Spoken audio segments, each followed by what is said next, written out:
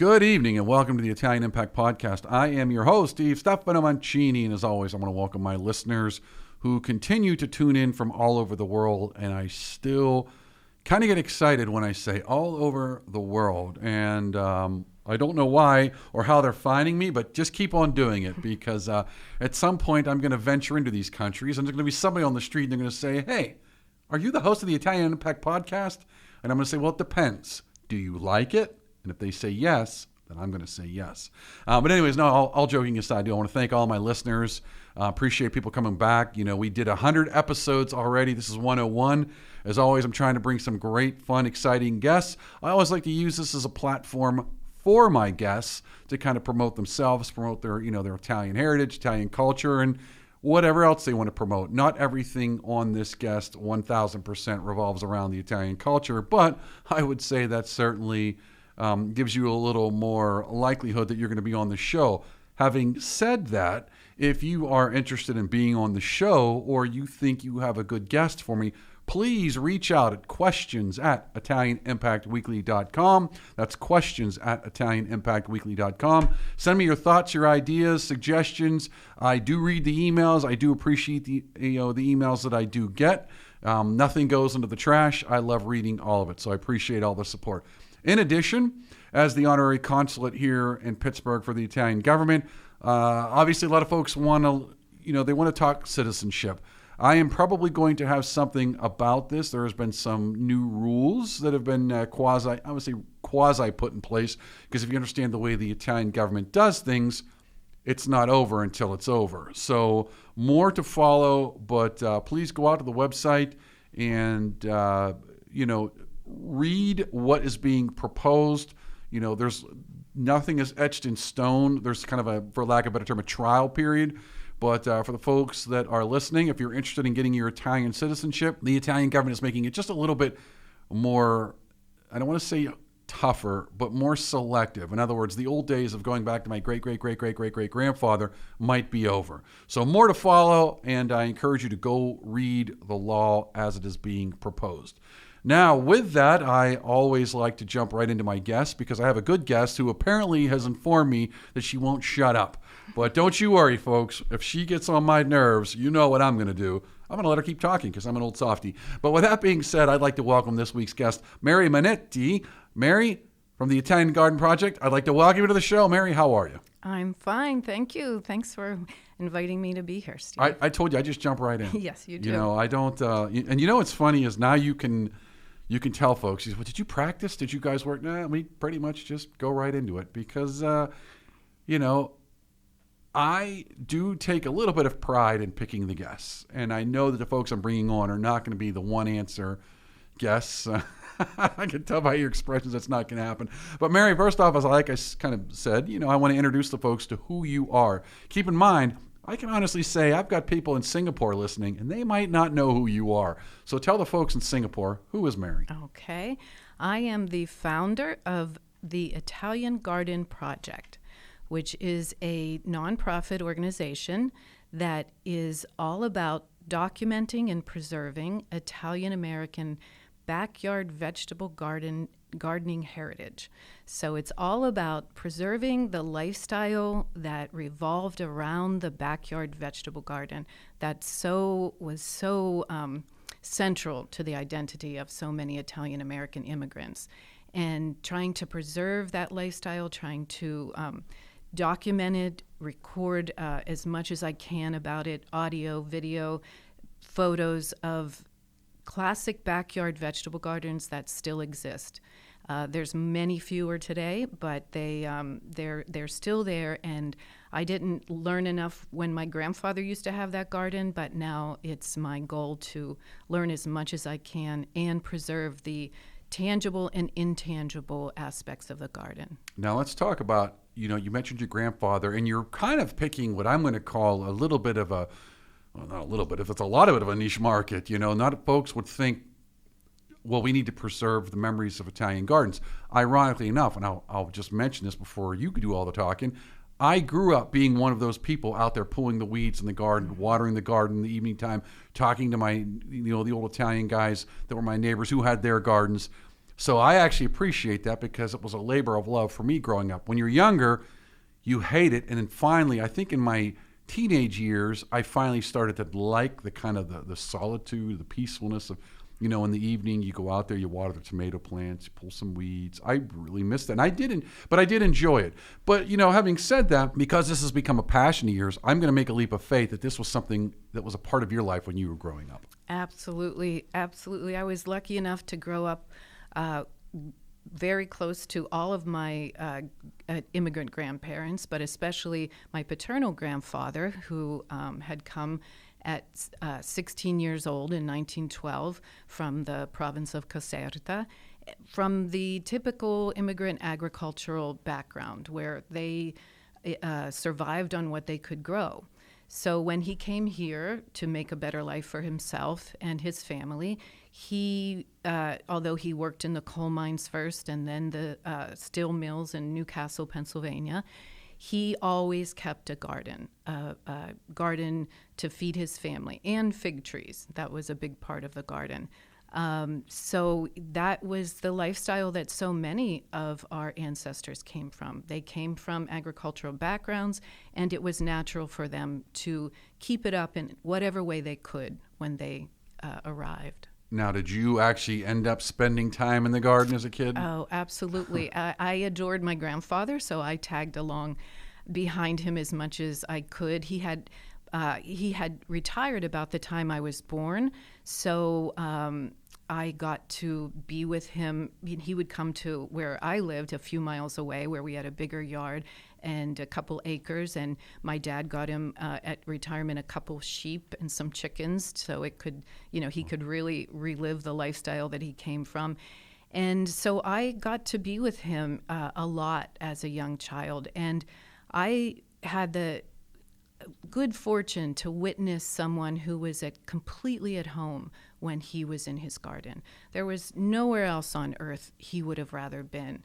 So I got to experience not only the wisdom that he had about growing things and knowing everything about how to survive by his own hands, but also the peace and joy that he emanated when he was in that garden. So I think that's a huge part of why I wanted to continue this. Now, did you get that at the time, or was that something you kind of, little introspection later on, and you said, "Oh, wow, I never realized it"? Right. So I knew I loved to be with him. I loved to. He would. We had lamb, we had sheep, and the sheep had little lambs every year. So I got to take care of them, feed them with a bottle, even bring them to kindergarten for show and tell. So I loved it all, but I didn't really appreciate. I didn't understand that it would be gone one day, that whole lifestyle wasn't going to be there forever. So we always take for granted what we have and think we'll always have. So, that as I grew up and he got older, he wasn't able to garden as much. And then when he passed, and I then was raising my own children and moving farther and farther away from that lifestyle, and realizing, wow, that was amazing to have had that experience. So yes, the older I got, the more I realized how unique and how lucky I was to have grown up within that lifestyle. But at least you weren't like a grudging participant growing up. No, you just maybe didn't. my brothers were, because they had to maybe do more of that. Well, as I say, the pulling, the biggest thing I hated, because I grew up in the city, but to your point, everybody had a garden. I don't care how big or small it was, everybody had a garden. And ours, I don't know, it was like a weed magnet. I was just constantly felt like I was pulling weeds, and it was just not fun. Yeah. But at the same time, like I said, I mentioned, I do recall later on not minding, go out there, especially on a summer evening where the sun's setting, it's a cooler day, and I used to do it the old, I remember I had a coffee can. You'd fill it up with water and you'd pour it, each individual plant, you'd have the little hole, the little depression, and you'd pour the water into the depression, and the tomato plants. I mean, I still remember that like it was yesterday. And God, at the time, you don't, it just seems so benign, like, water in the yard. And then now you're like, there's just something, there's a connection. And I think humanity has lost that connection with the environment. You talked about it as being a survival mechanism, but I almost think that there was an emotional attachment there. Do you see that? Oh, absolutely, absolutely. I mean, especially for the immigrants who came from this lifestyle, left their families, who they worked side by side with in the fields. Now, not to romanticize their lifestyle, Right. It was back there, tough. it was tough, and that's why they had to leave. But if you've ever been to Italy and been outside in the beauty of Italy, and to be able to be immersed in that beauty and nature and working, singing, side by side with your family and working, but also working very hard, and then coming to the coal mines of Western Pennsylvania, coming to the steel mills of Western Pennsylvania, the smoky Pittsburgh that was, and then when they had a little piece of ground, whatever that was, at their first house that they rented or their first house, to be able to reconnect with that lifestyle that they left, to be able to grow the food that was familiar to them. I mean, they, were struggling with a new language, with people in the steel mill next to them speaking even another language, but they knew the language of plants. They knew how to care for plants. They knew how to grow just about anything. So it brought them back to a lifestyle, at least a little piece of the lifestyle that was familiar, and gave them a sense of connection to the earth again. No, I can appreciate that, because I mean, the same sun that shines over Italy, shines over Pittsburgh, and to have those roots in the ground. It's funny though when you mention that romanticization. I think a lot of people fall into that trap of looking back and go, they see the Italy now, and they don't understand how much it's changed in a relatively short time frame. And even when those people came over in, say, the early 1900s, they weren't that far removed from when it unified as a country. So when people talk about the United States being a relatively young country, we are. But there are other countries that are younger than us, even though their civilization may be older. The country that we see, Italy, is new. And even when you go there now, there are still very poor regions of Italy. Even go down to Calabria, there's some very poor regions down there. And so working in the fields isn't always like, I can't wait to get out there and work in the hot sun. But when you come over on the boat, and to your point, by the way, you said something else I think gets lost. They weren't just trying to learn English. Like you said, they might have been somebody, next to me, this one's from Poland, this one's from Germany, this one's from Ukraine. We're all working in the mill or the coal mine, and the only unifying language was English. And by the way, none of us speak it very well. So how fun was that? So to go home while, you're coming from maybe dire circumstances, and it's not like I enjoy my, 6 a.m. to 6 p.m. coal mine job. There is something, though, that has got to just, that connection. Therapeutic, Right. almost. Yeah, being back, being in the garden, all the sensory experiences, the smell of the earth, and the, working and making, doing something that you can see tangible results, and then you're planting the seeds, you're watching it grow. It's a nurturing, and it's a creative act for them too. So it gave them a lot of escape from the world that they were facing. Now, what was the actual impetus for you to start this project? Well, I always credit my grandfather first and foremost as being such an inspiration, and just, I had such an admiration for him.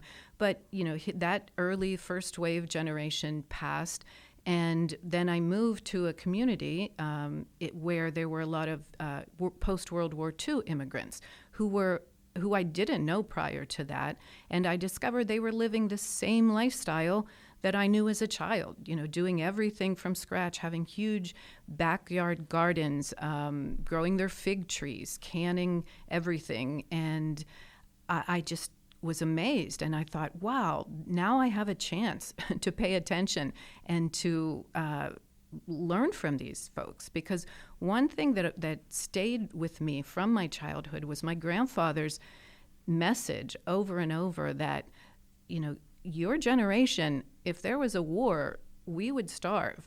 Yes. He was literally, as much as he was proud of all that his sacrifice by coming to this country and his hard work that his sacrifice gave us, he was also a little bit worried about how far we had come from something as basic as knowing how to grow our own food. So that message stayed with me, like how naive we are to take our food for granted. I mean, way back then they didn't call it food security, but now we know to talk about food security. Well, it's funny you say that because we do not have survival skills. Zero. There are very few people, and the people that have them are probably people that, they're living in the country, they hunt, they fish, they grow stuff, but we've moved away from that agrarian, society, absolutely. and we live in cities. And the irony is you look at the food we're eating, and it's literally poison killing us. I mean, it's such a big deal. Politics aside, the current administration has made it a big point to push, hey, food safety matters, because what a coincidence over the last 40, 50 years, all of these kind of new diseases have all of a sudden sprung up. I remember what I ate, and I look at people, all these, like, I'm allergic to this. I'm thinking, when did this happen? And obviously it 1000% relates to our food that we're eating. So, having lost that, and now people are trying to, quote, eat healthy, but where do you get healthy food from? Even when you go to this market, it's it's organic, or you can't believe anything in the supermarket. So I don't understand when everyone talks about is why there's not more of a push. But do you see a push for people to go back, not go back to that lifestyle, but say, you know what, maybe I can just grow a few things myself and not have to go, for example, in the summertime. If you're going in the summertime and buying tomatoes, it's almost like, why? Just as an example. Do you see anything like that? Well, it's, I saw during the pandemic there was a big resurgence in interest in gardening. I mean, the seed stores, the companies sold out of seeds. So when there's that awareness brought to the fore about how important our food is, I see it naturally happens. Will it happen if we continue to live in comfort? It's hard to say. But,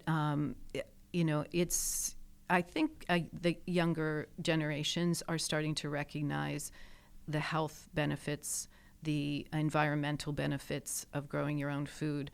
And, I think, though, that they're unaware of how much work. I think we're just not used to it. Right. Our culture is not used to how much work it takes to grow our own food. But also, the seeds have big seed companies have narrowed our seed supply. Right. So those seeds that our ancestors had really gave us great variety of food that was grown for taste instead of marketability and transportation, being able to be transported. So those seeds that they brought are vital, and that's part of the project. That's part of what I do, is trying to safeguard and collect those seeds that our ancestors brought for decades, for hundreds of years, actually, to seeds that came from their small villages that they thought were too good to be left behind. So those seeds that have been here for decades and grown within our climate are at risk of being lost. And I see that happening every day. So that that's one of the big pushes of my work, is to go around the whole country as much as I can. And that it's grown from a local Pittsburgh project to it's now has a national reach. I was just out in California collecting the bachicha bean, which is a bean that was immigrants from Genoa brought to the Stockton area of California in Northern California. And it was discovered several years ago that bean no longer exists in Genoa and had to be reintroduced from Stockton to Genoa because that seed. So the seeds we have here are really valuable. Sometimes they're not even grown in the villages from which they came. And they give us variety. They aren't agro-industrial seeds. These are seeds of, each little village, sometimes only existing in those villages. So that is a big part of my work, and having access to those seeds, I think, is really, really important. They're our cultural heirlooms, really. Actually, I want to come back. I want to touch on that. But first, we've got to take a break. Got to pay the Sure. bills. All right, we'll be right back with Mary Menniti from the Italian Garden Project. Ciao, Chrissy. Your Italian got so much better. Brava! Grazie. It's because I learned the best way possible. How so? Well, I learned that with apps, grammar books, and even YouTube videos, I could only get so far. I had to immerse myself. I noticed I did best when I was in Italy visiting family. That's where my level really soared. And wow, did it work? Thanks. I became much more confident, fast. That's why I created Footsteps Through Time. It's an Italian language experience. You don't just take Italian classes, you immerse yourself in a real Italian village. With lots of fun activities and excursions, it's life-changing. I see. So, no more boring grammar, in-person labs, just real conversations, real culture, and delicious food, of course. Exactly. I'm so excited about this. Learn Italian by actually becoming part of the local community for a week and living it. So if you've been dreaming of Italy and the language, check out Footsteps Through Time in Italy.com. Book now and join the experience. Andiamo! Thanks to Greater Pittsburgh Travel. For any of your travel needs, let Tom and the team at Greater Pittsburgh Travel know, and they'll take care of you.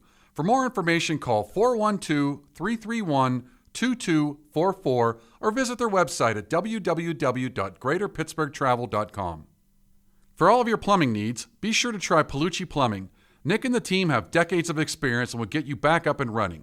For more information, call Palucci Plumbing at 412-782-5050.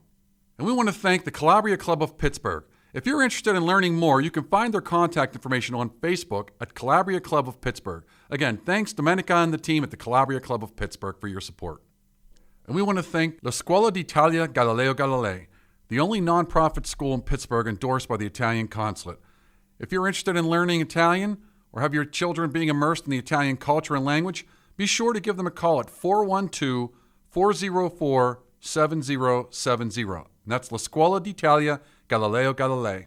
We'd also like to thank Chris Gonzalez from the Knights of Columbus. If you have any questions about joining the Knights of Columbus, reach out to Chris Gonzalez at 412-605-9074. All right, welcome back. Mary, before we went on break, we were talking about the preservation of seeds, which ironically enough, there is the big project. I don't know if it's up in like Sweden or somewhere where they actually have this large stockpile of seeds. But I want to ask you, because you were talking about how some of the local villages had local varieties of certain fruits and vegetables, and that's lost. Why did they lose it over there in Italy? Well, it's the same as here. I mean, Italy's on the same trajectory as we are because fewer and fewer people are farming. The older people who know that lifestyle and all those skills, they're passing, and the knowledge isn't being passed on as it was for, hundreds of years. And even since people started in agriculture, it was passed down orally from one generation to the next. And that's stopped, virtually stopped. And it's stopped here. I didn't learn from my grandfather. I didn't save as many of his seeds and plant material. And it's really the first in history, our generations are the first in history to not have that knowledge passed down. And it's happening here, and it's happening in Italy. And and it is a danger. When people don't understand the danger of large, quote, corporations of buying up farms. They are literally holding the keys to food.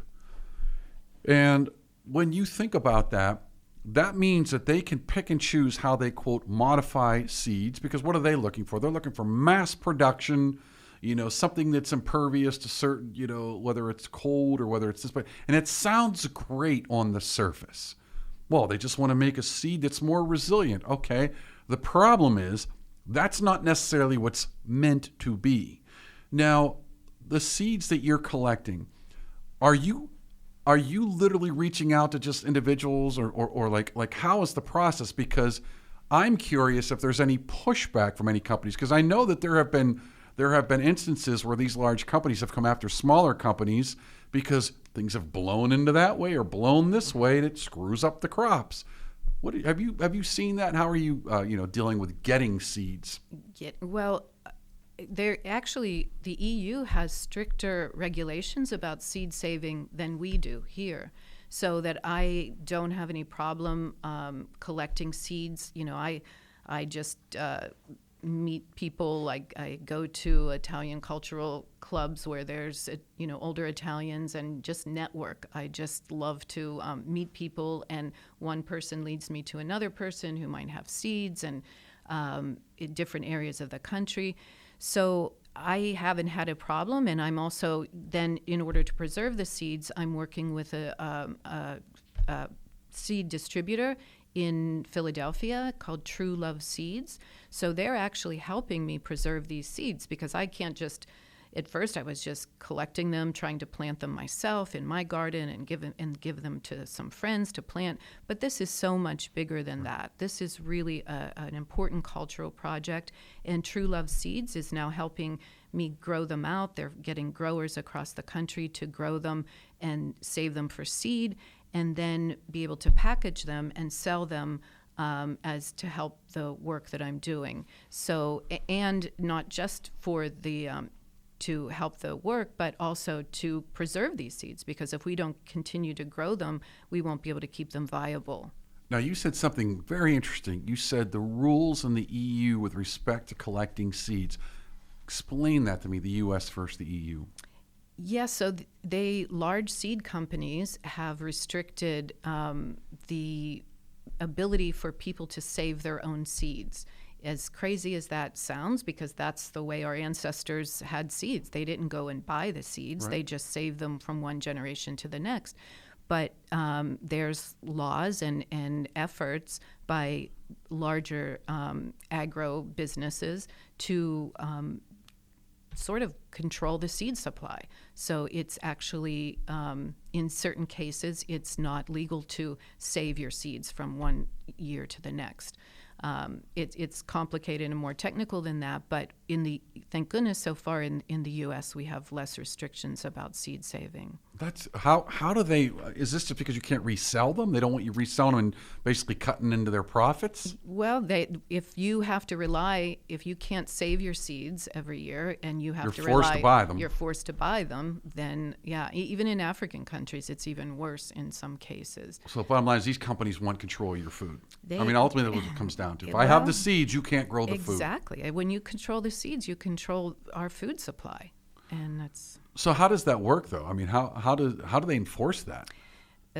I'm not really up on all the details of it, but it is a real thing. But I've heard of lawsuits being filed by these large corporations against smaller farms, especially against GMOs when the GMO pollen goes into another farm, and then the other farmer, they bring lawsuits and they're. I don't even see how the judge can't just dismiss that immediately.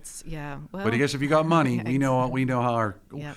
The illusion of equality and fairness in our justice system is, forget it, folks. You have money, you get what you want. That's just the way it works, and that's not limited to the United States. It's just the sad fact that you have to worry about being able to pass down seeds to grow food speaks volumes of how far off the tracks we've become. And the worst part about it is, in my opinion, is, you know what? We've done this to ourselves because we got lazy. We got complacent. We let these skill sets die. We were okay to turn over control to large corporations. And now if they want to stick some, modified toxic down your throat, there's not much you can do about it.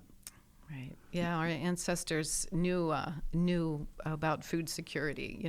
Their seeds were their life. That's right. It was survival. They understand. And that's the message that we've lost because we've gotten so far away from our food supply, from growing our own food, from seeing where our food comes from. There's a disconnect now about how important seeds and our food is. Now let's talk about you're gathering the seeds. A couple of things I'm curious about is how long can you keep the seeds for?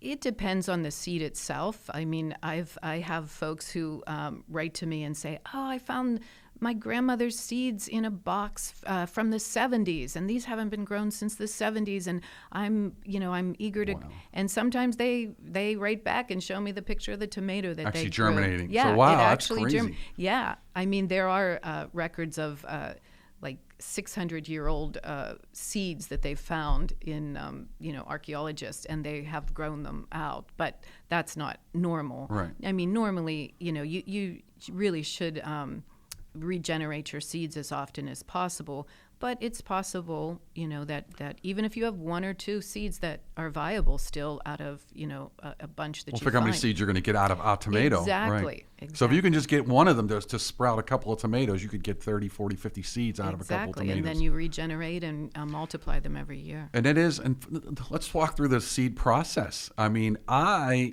usually just take the seeds out, put them on a napkin, put them on the windowsill, they dry out, and what am I missing? Yeah, it's not rocket science. But people don't do it. Right. Well, you have to make sure that the seed, the fruit that you're getting it from is not a hybrid.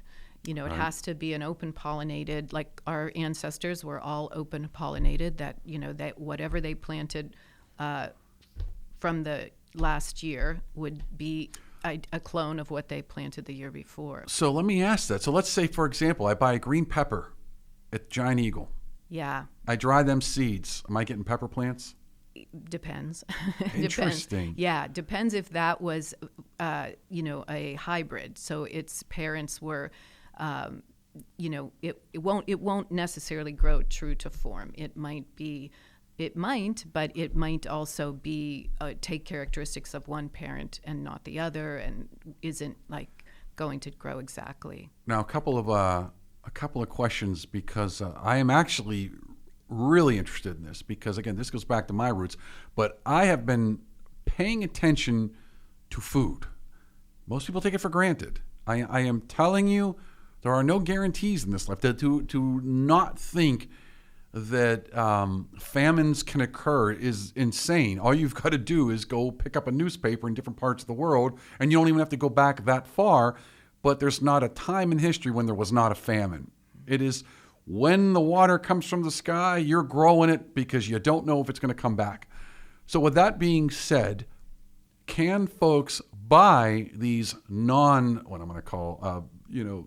commercialized seeds? Yeah, I mean, they can. Do you help folks identify where to go buy them from? Right. Well, we have. Now we're going to get into the project. Let's get into the project. TrueLoveSeeds.com. Okay. But there are other, people that are really doing good work in saving seeds from all cultures. There's. I could give you a list of different seed companies, but there are people now who are conscious of how important, being able to buy seeds and then be able to save them year to year and not have to rely on buying them again every year. Now, do you guys help folks identify? Like, if I reach out to you and say, "Listen, I'm thinking about growing something like this from this region," would you be able to kind of answer those kinds of questions? Yeah, I could either, if I don't have them, and I often.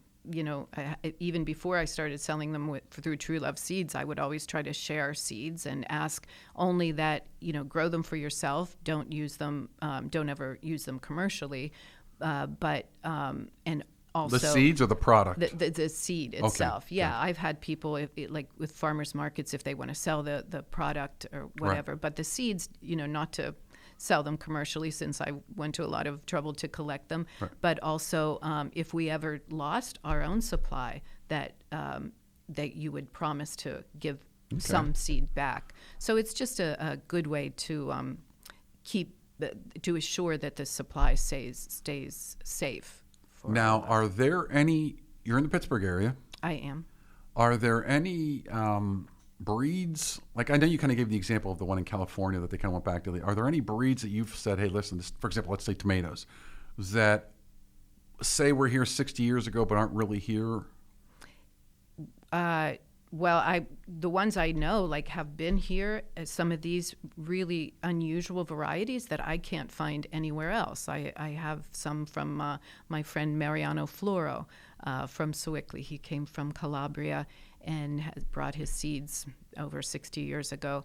And this tomato, it's unique, and I can't find it, exactly in any of the catalogs. So it may be an incredibly unique variety that came from his village and, and was only grown there. Because I'm making a leap of faith. Because you know what? When you talk about fig trees, they're not native to Pittsburgh. No, they're not. So I had one for a while, and I screwed up and left it out one winter, and it died. It was a shame. Yeah. It was going so nice. Oh man! Because I've seen fig trees not get treated? And like, I know there's one in Philadelphia, I'm thinking of somebody specifically in my family, has one in Philadelphia, doesn't do anything with it, and it survives. Are there variants of fig trees that can survive in Pittsburgh? Yeah.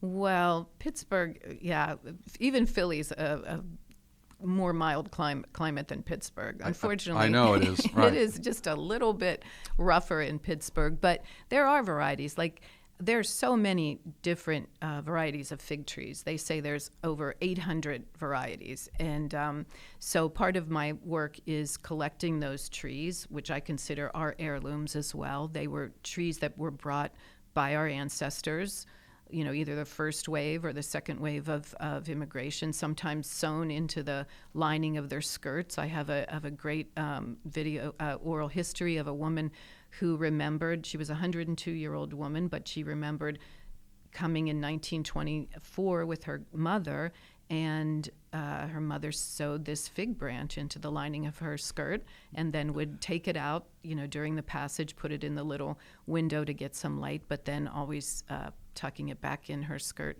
because they didn't really know if it was yeah, and wow. it made it, yeah, and I have a cutting of that. So, wow, that's and incredible. The history. So that's really important to me, to how these trees really speak to our immigrant history. They tell such a story of who our ancestors were, people that cared enough about a tree and the food that it would bring that they would risk bringing it over and planting it in a climate that they knew wasn't conducive to growing, but then figured out how to grow it. So that's really, I really see the fig tree as a symbol of who our immigrant ancestors were, you know, transplanted to a new place and adapting and thriving. So, but yeah, fig trees, Pittsburgh's a rough climate, but sometimes, you know, they're so resilient, just like I always say, just like our immigrant ancestors, that if that tree even dies back on the top growth, if the root system's good, it will. It's all about the roots. Always as long as the ground, up. if you can keep the ground from freezing, Right. they'll make it. Yeah, if it's covered, but sometimes even if it freezes back on the top, if those roots are deep enough, they'll spring back. What's the most unusual thing you've come across? Usual plant? Or Unusual, yeah. Unusual? Boy. Well, I love the variations of all the vegetables that I was not familiar with. I didn't grow up with, but the 5-foot-long Sicilian cucuzza squash. Yes. That I had never seen until I visited my friend Antonio Macchi here in Pittsburgh, and he was so proud of that cucuzza squash. My neighbor had that. There's long green, and you know, he had brought it from his hometown near Palermo, Santa Lia, and those seeds are precious. You know, those were his pride and joy. And I love those unusual vegetables that I wasn't familiar with. It was crazy. He used to grow them on the fence between our yards. So by, you know, halfway through summer, the entire fence is covered, you know, with the leaves, and the vines are all through there, and these things are hanging over both sides of the fence. Exactly. And my dad used to get so pissed off. Oh, really? They were, because they were always hanging in our yard, hanging in their yard. Right. Oh. But it was funny because his entire yard was a garden. This is in Bloomfield. And I remember he used to say, because part of our yard was like a little patch of grass, and then the rest was the garden. And then there was actually a hopscotch field in the back of the yard. And he used to say that we were wasting our yard because it should have just made the whole thing a garden. Right. Why but have he grass? grew everything. I mean, he grew like, I just remember, I think back to think, I mean, from right at the end of his porch all the way to the fence where it went out to the alley, it was all garden. And he had a fig tree. He would grow those squash on the fence, tons of tomato plants, you know, peas, you name it, it was growing in his garden. I mean, it was, and you know, when you look back, for a city garden, I mean, that was a lot of food that he generated. He probably didn't spend a nickel on vegetables during the entire summer. Probably into the winter if they jarred it. Exactly. It wasn't like they had these big farms. Now, when I travel out to California, the Italians that landed there and settled, you know, they had more of an space, opportunity, yeah. and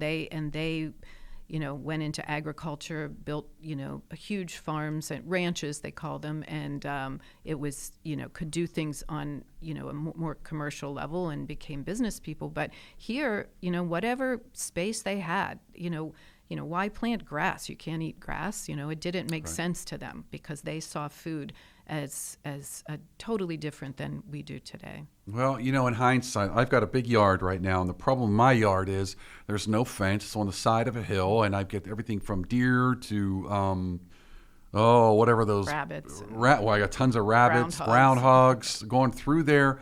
And I'm like, I tried growing a garden. It was okay for a couple times. I find, for me personally, the best thing to do is I have a deck, put the pots on the deck and just grow them that way because it just keeps the animals from eating them. And now the problem, though, is there's invasive species of insects, which I didn't have those problems growing up in our garden. The lanternflies, the stink bugs, Japanese beetles, all friends from our folks on the western side of the Pacific that have no natural enemy. And I remember one year, it was about maybe 5 years ago, I had a gigantic thing of basil that I was going to grow. The next day I went out and looked at it. They had eaten. It was swarmed. I mean, I cannot describe how many I'd say.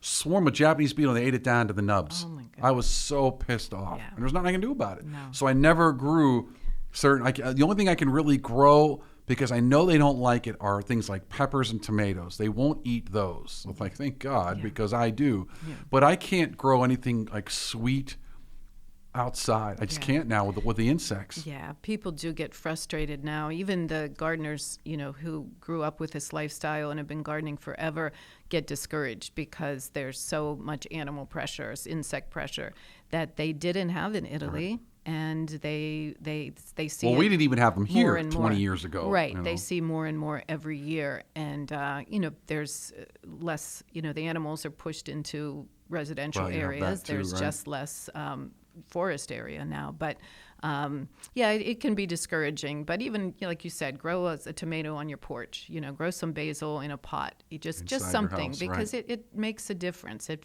feels good so eating your own, right. Exactly. Plus, you know what? You didn't spray it with anything. You took care of the soil. I don't know. You just feel like it's right to eat this. Then you go to the store and you're like, that's the perfect looking tomato. That's not from nature. Right. Because that's not what they look at. It's the perfect large giant green pepper. You're like, there's just something wrong with it. I don't know how to put my finger on it, because I grow peppers too, and they're not as big and they're not as pretty looking, but they're right.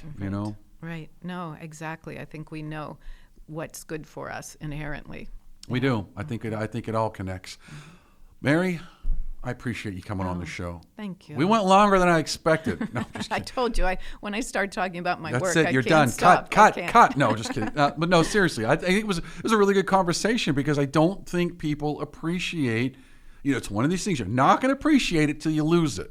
And when you're forced to go into these stores and buy that processed, even the vegetables are unhealthy for you now, because one, they're all genetically modified. They're all treated with some kind of chemical. They're all sprayed with something to keep them nice and shiny. You cannot tell me eating that is good for you. And you can rinse it all you want. It's being absorbed into the food. So I do think we need to get back to, even if it's a couple of pots in the summertime, and it's not rocket science. A couple of pots, go buy a couple of tomato plants from the local lawn store, get some seeds, something, throw them in there, water it tomato plants you better be watering every day. Peppers you can get away with every couple of days, depending on how dry your soil is. Just some tips there for you. But I think it's worth your time to do. I think anybody's listening, it's worth your time to do it. You want to feel the fruits of your labor. That's the truest way to feel the fruits of your labor, by eating something that you yourself grew. The good Lord's help. Exactly. Mary, where can folks go learn more about you? I have a website that I use as sort of a window into the larger archive that I've developed over the years. It's www.theitaliangardenproject.com. All right, and I always put that in the description. Now, before we head out, any last final words you want to share with folks about the project, about yourself, anything? Yeah, this has been a grassroots project, and now I really am trying to convert it into a national project, really the national organization for the preservation of Italian-American gardening heritage. It's a long name. We'll still use the Italian Garden Project, but this really needs to be a national effort. This is so much a part of our cultural identity that's been overlooked, and So I'm having a Fig Fest. I have a celebration as one of my major fundraisers of the year that'll be in Pittsburgh in September. I like figs, Mary. Yeah. Fig. It's a celebration of this symbol of who our ancestors were, and it'll be a true Italian festival where we have our gardening elders teaching us how to cure olives, how to grow fig trees, how to make wine the old school way. When is that? That is in September. Sold. 14th. It's the olives that I'm interested in. Yes, how to cure olives. Yeah, we're partnering with Velazzi's restaurant and Mondo Italiana, Viviana Altieri. So it'll be a combination of lots of people really celebrating Italian culture. All right. Mary, I appreciate your time. This was actually very interesting, very enlightening, and then kind of brought me back some memories. Great. I do miss it. I'm actually going to be there in September. Yay. The curing the olives is very interesting because, crap, we're not done. I got another question for you. All right. Can you eat olives right off the tree? There is one variety that's very rare of an olive if it's left on through the winter, but 99% of olives need to be cured to be edible. You can't pick them right off a tree, but It's not edible. not edible. Not that it tastes bad. You just can't eat it. Well, it just tastes so bad you can't eat I it. know, but it's not like toxic, not edible. No. Okay. It wouldn't hurt you if you could eat it, If but you could stomach it's it. so bad, and it's so easy to cure them, and they're so good. Is this like a brine solution? Yeah, there's all different ways, but when you taste one that you've cured yourself as opposed to what you can buy in the store, you'll never want to buy another one again. Interesting. By the way, this is called bonus material for the people that heard me say, thanks, Mary, we can learn more. And they immediately tuned off. Well, for you folks that stuck around, I'm going to ask another question. All right, so curing olives, is that, like I said, is it simply a brine solution, or is there more to it than that for the initial? Well, there's a way to cure them that just with water. In 2 to 3 weeks, you can cure an olive with just water by cracking the olive. You actually crush the olive, take the seed out, soak them overnight every evening, and dump the water out in the morning. Put fresh water. Do that for 2 weeks. Leach out all the really bad tasting parts of the olive, and you have a cured olive. It's not that hard. But that's not going to be the same taste as the ones that you would say buy in the can that are. No, they won't taste anything like you buy them in the can. You know what's funny? Because I was going to say, I don't know that I've ever had a truly, because the problem is when you buy olives, you're buying them under two circumstances. One, you're either buying it in the can, right, which I don't mind. I like them. They're a different thing. But then, or you go to like say these Italian stores and they've got giant olives stuffed with garlic or something, and I'm thinking that too is probably not right because they probably got the vinegar in there, or maybe not the vinegar, but like oil in there. They've got maybe some pepper, something in there that you're still not tasting the pure olive. So I would love to know what an actually cured olive tastes like. Yeah. No, I'm kind of excited yeah, now. Yeah, I love olives. Truly, they are so good. They're a totally different flavor when you cure them yourself. You can get them to taste more like the store if you want by adding things, but right. there's a particular taste to a because all it is water. I mean, yeah, would you just water? Well, to leach out but then you can add some olive oil. You can add whatever for flavorings you want. Add salt. But once you've done that, say 2 weeks of the leaching out all of the I'll call the bitterness. It's not going to taste anything like the nasty bitterness if you took it off the tree, obviously. Oh no! But it's not going to taste like it's out of the can either because it's not that salt added solutions. Right. It's a totally different experience. How long do they stay good for if you don't do anything to them? Well, if you mean once you process them? So the 2 weeks is up, and I've got it. All right. And I drain all the water out now. Drain the water. Okay. You can then, to preserve them, you can put them in a crock with salt and water. And there's your keep brine them, solution. Right. Okay. But then you take them out. If they're too salty, you just keep rinsing them and soaking them to get down to just a bit of. But they never really lose their flavor then at that point, do they? No, they're very flavorful. Taste like real olives. Now I'm going to go home and eat some olives. Yes. I don't know. I don't know how to explain it to you. I love olives. Yes. There are people that are just so grossed out. I'm like, I don't get it. No. I think olives are delicious. And they're good for you. That's right. Well, my cousin in Calabria has an olive farm, so he fresh olive oil, and every once in a while I'll order a case from him, and it is from tree to press to bottle. There's no stop. So when you get and I love to get the fresh press. So it's got a little more of the particulate in it. Particulate, right? So it's got a little bit more of that in it, and it's just so different. I don't think people don't understand the flavor that they're missing when you buy the processed stuff, because we add sweetener to everything. Everything has some type of sugar, something that ends in either syrup, some kind of os, dextrose, sucrose, whatever, or just plain old sugar, and it totally sweetens it, and it's not what the real flavor is. Yeah. No. Olive oil from Calabria or anywhere in Italy is just a treat. Even Greek olive oil. I'll give the Greeks some credit. Oh, yeah. I'll give the Greeks some credit on this too. But yeah, no, fresh pressed olive oil is not what you get when you go to the restaurants in America. They're just not. They're not gonna buy it in bulk. But when you have it, to your point, once you eat something fresh, you don't want to go back. Exactly. Every time I'm going to call Rosario and order some more olive oil. Yeah.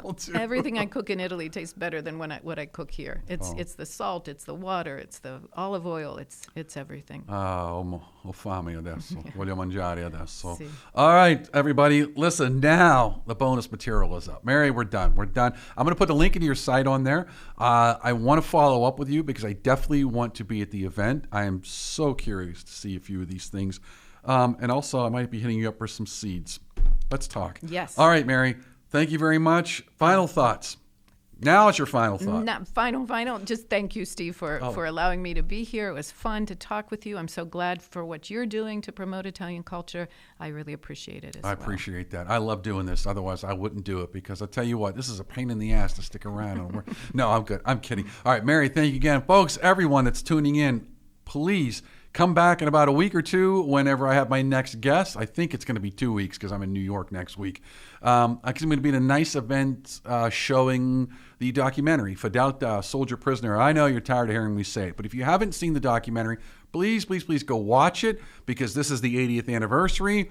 The children of the prisoners are going to be coming back to Letterkenny Army Depot to go to the chapel. So if you haven't had a chance to go out there and visit the chapel, I really encourage you to go do it. It's a beautiful chapel, and I really appreciate the hard work that the folks out there in Franklin County are doing to preserve this chapel. I mean, this is something that could have easily been lost many years ago, but they said, no, this story is important. This chapel is a legacy of the story. So I encourage you, please check out the documentary, Fedelta, Soldier Prisoner, on Amazon Prime.